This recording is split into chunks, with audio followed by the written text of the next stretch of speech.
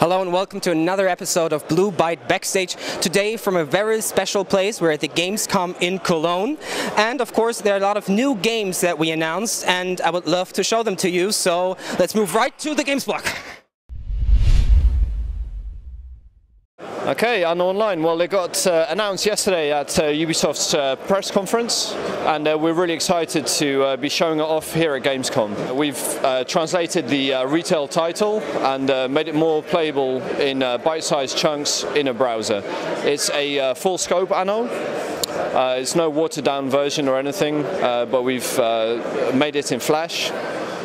We've been working hard in the past few months to push Flash to its limits, and we're really setting new standards in terms of what is technically possible. In terms of gameplay, we have all the core mechanics that the players know and love, and we have a bunch of additional social features in which the players will be collaborating a lot in order to fulfill various quests.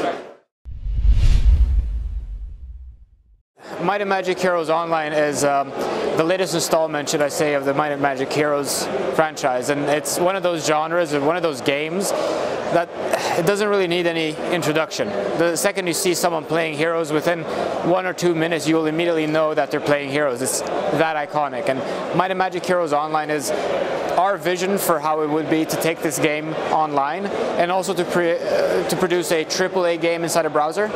And that's the approach that we have, and it looks really stunning. Being a browser game and using Flash, we're not going to use 3D assets for absolutely everything. So the main character is 3D, but most of the enemies and backgrounds and so on are going to be 2D. But because the assets are the high-quality assets found in mostly Heroes 6 and some of them even in Heroes 5, we're going to achieve the level of quality that we're shooting for, and we really think that this is the next generation of browser gaming.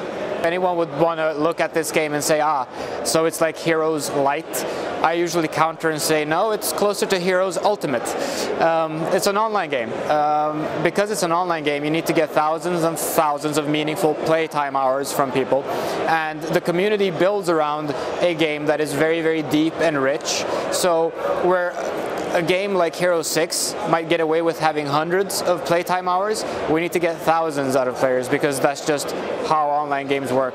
And to that end, we've made some adjustments that, instead of actually making the game, should we say, less sophisticated, is actually serving to raise the skill ceiling a little bit, for example in combat and so on. So we're really looking forward to how that goes over with the players. We think it's really important to be accessible and also to have long-term staying power, and that's the biggest challenge, and also something that I'm really confident that we'll handle well. Hey Captains, this is David from Blue Byte, live at Gamescom 2012 in Cologne, Germany. I wish you could be here because the place is packed and the atmosphere is great, and I'm here to present Silent Hunter Online on stage. For the very first time we are showing moving pictures, video footage from the game on stage to a live audience that has been great so far, and we are very, very happy with the feedback that we have received so far.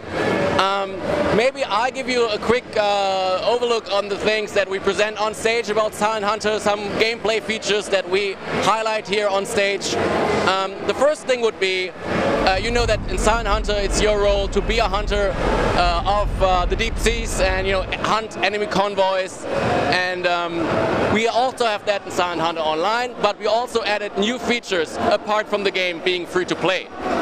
One of those new features is fleet management. For the very first time you are the captain not only of a single ship, but instead a whole fleet that you can control and manage. Another thing that's very cool about Silent Hunter Online is our new dynamic campaign, in which every player on the server can actively contribute and participate. That means all your efforts and all your mission successes will count towards a common goal, and that is dominance over the Atlantic. Another cool feature is our Wolfpack feature. For the very first time, every mission in the game can be played in co-op mode with up to 4 players. That means you can help your friends in very important and very difficult missions, sink great convoys and employ group tactics. That will be the key to success. So that's been our quick overview on some details about some gameplay pillars of the game. I would love to see you here at Cologne. If you can't make it, you could still participate in the closed beta, which will start very, very soon. So go to SignHunterOnline.com. Hello Settlers fans, I'm here on the Gamescom and I'm presenting the next feature of the Settlers Online. We presented the new feature which you can play on the test servers, like the economy overview, the new tutorial and the trade window. And we presented also 2 new features, the news window and the pre-combat feedback. For our players which had not the time to come to the Gamescom, I will explain the 2 new features now. So the pre-combat feedback gives you feedback before you go into a combat. So you can see in your general which says it's a good idea to attack or it's a bad idea. So you can change your unit setup, you can try before you battle your unit setup. And the other feature, the news window, gives you an overview about the current status of your island.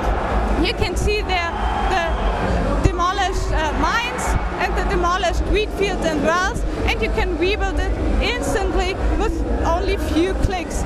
This helps you to have more time for other things like adventure.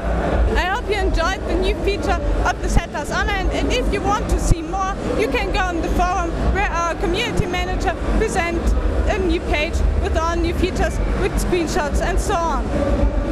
That's it for Blue Byte Backstage today. Thank you very much for watching. We had a blast here at Gamescom, and I would say see you next time. Take care.